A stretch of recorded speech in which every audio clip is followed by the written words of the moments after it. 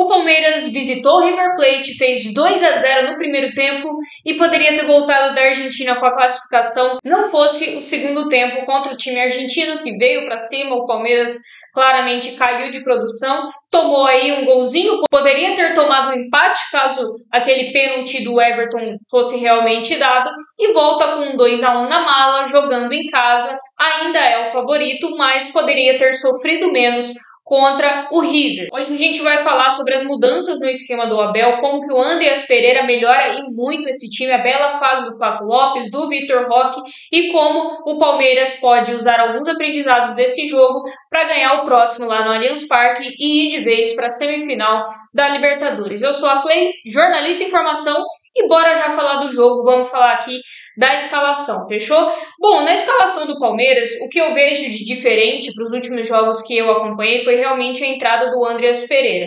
Desde que o Abel ele encontra a dupla Flaco-Roque, né, que é o Flaco Lopes e o Vitor Roque, o Palmeiras sobe muito de produção ofensiva, visto que o time estava com dificuldades de criatividade desde a saída do Estevão, tá? Ainda no final do Mundial de Clubes eu já falava aqui nesse canal que o Estevão era basicamente a única fonte de ideias que o Palmeiras tinha e que já sofria muito mesmo com a presença dele, porque um só não consegue dar conta de tudo. Então, depois da saída do Estevão, o Palmeiras passa aí por um período de adaptação, principalmente do seu ataque.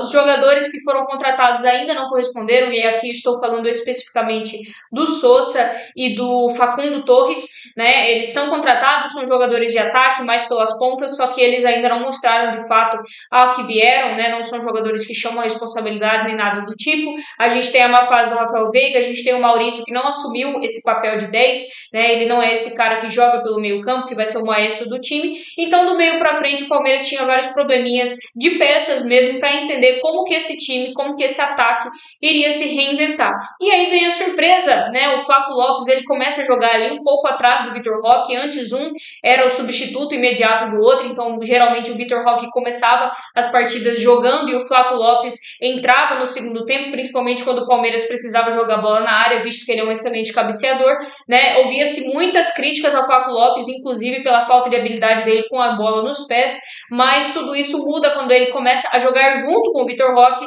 O Abel começa a colocá-lo atrás do atacante e ele começa a desempenhar um papel quase que de 10, muito bom, né? Ele, na verdade, joga ali quase como um segundo atacante e ele distribui bolas, dá assistências, faz gols também. Inclusive, ontem ele foi um dos melhores em campo, se não o melhor, né? Para alguns ele foi o melhor em campo. Então, o Flaco Lopes se redescobre nessa posição, começa a ajudar muito o time e o Abel reinventa o modo do Palmeiras atacar. E aí a gente tem a contratação do Andreas Pereira, que eu também já falei nesse canal, que é uma puta de uma contratação. Para mim, top 3 melhores contratações dessa última janela de transferências. Eu gosto muito desse jogador, tá? Desde a época de seleção brasileira, eu cornetava o Dorival Júnior por não levá-lo sempre, e quando levava era só em quesito de ele vai substituir alguém aqui que teve um corte, que foi cortado, algo nesse sentido. Então, belíssima contratação do time do Palmeiras. E o camisa 8 ontem jogou muita bola, tá? Logo aos 5 minutos do primeiro tempo, ele bate um belíssimo escanteio no segundo pau.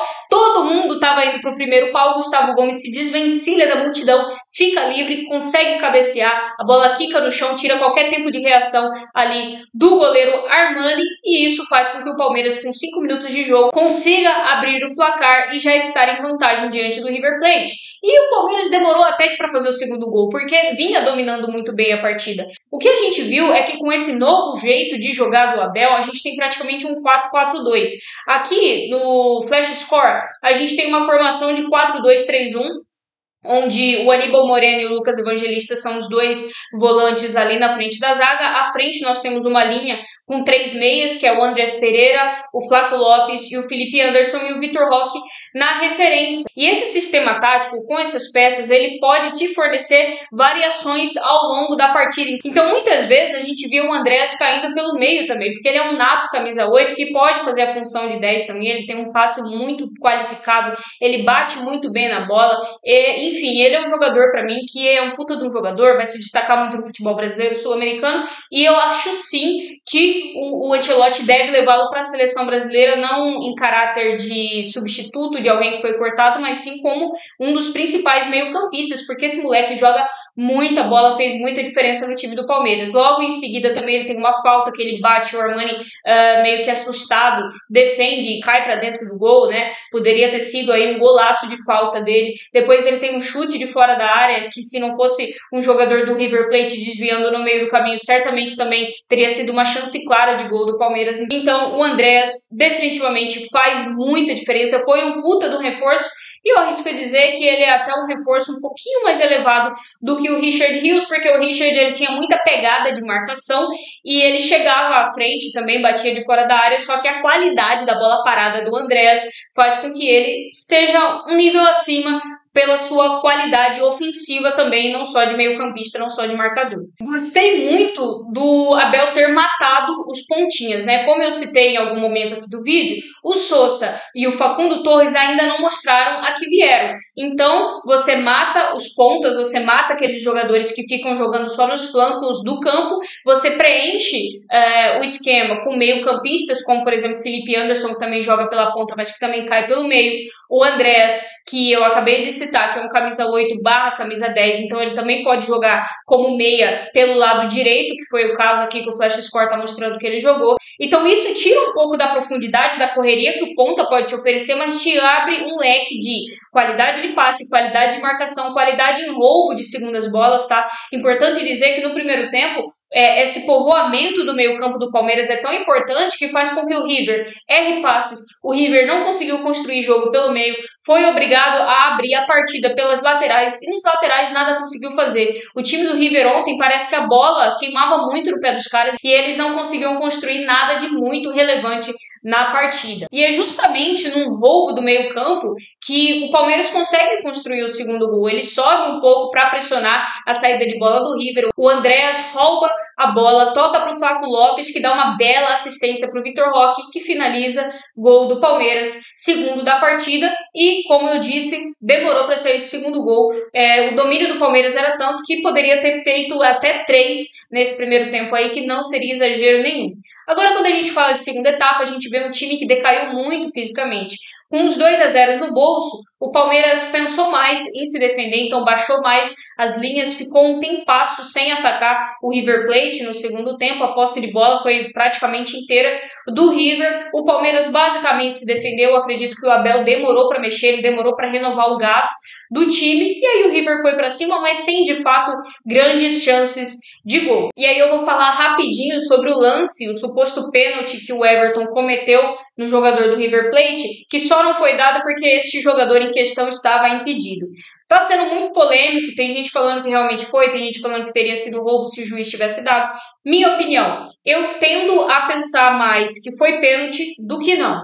Eu entendo que o goleiro precisa subir e se proteger, né? Porque ele é um cara que vai estar com os braços para cima, então o tronco dele fica muito vulnerável. Então, por conta disso, os goleiros geralmente sobem com aquele joelho alto. Porém, nesse lance, eu vejo que o Everton, ele atinge primeiro o jogador do River Plate, só depois ele pega a bola, e o Everton, goleiro experiente como ele sabia que ele ia atingir o cara. Assim, não foi algo que foi acidental, se bem que acidental também seria falta, mas eu vejo que foi proposital, e não proposital no sentido de, vou dar uma joelhada nele porque eu vou machucar. É um proposital do sentido, vou subir com a perna porque assim eu disputo espaço, desloco ele e chego inteiro na bola. Na minha concepção, esse foi o raciocínio do Everton, né? De usar aquele joelho para ampliar o seu espaço, desloca o jogador do River e chega inteiro na bola. Tanto é que, de novo, ele atinge primeiro o jogador argentino e só depois consegue pegar a bola. E aí, quando a gente fala da joelhada em si, é bizarro aquilo ali, né? Então, joelhada na região das costas é sempre algo muito, muito feio de se ver. Graças a Deus não aconteceu nada com o jogador do River, né? Porque senão também teria ficado muito feio para o Everton. Mas eu acredito que o contexto tenha sido esse. Eu acho que ele sobe com o joelho, usando o pretexto de, o goleiro pode, porque o goleiro precisa desse movimento para se proteger, mas ao mesmo tempo ele usa esse movimento para deslocar o jogador do River Plate e chegar inteiro na bola. Tanto é que, de novo, ele atinge primeiro o jogador e só depois pega a bola. Na minha opinião, se tivesse sido dado pênalti, teria sido correto, porque até o sem querer é falta, né? Vamos supor que realmente foi sem querer, que ele não premeditou, que ele não pensou em disputar espaço em nada, até o sem querer é falta. E tanto é que se o Everton não sobe com o joelho alto do jeito que ele subiu, ele ainda assim teria ficado com a bola. Provavelmente o jogador do River Plate teria atingido o corpo dele no ar, teria sido ali uma cama de gato, vamos dizer assim, e a falta teria sido no Everton, né? Então, se ele sobe sem aquele joelho, ele teria recebido a falta e teria beneficiado o Palmeiras, porque aí seria a bola para o Palmeiras e teria evitado essa polêmica toda de pênalti. Então eu acho que a decisão dele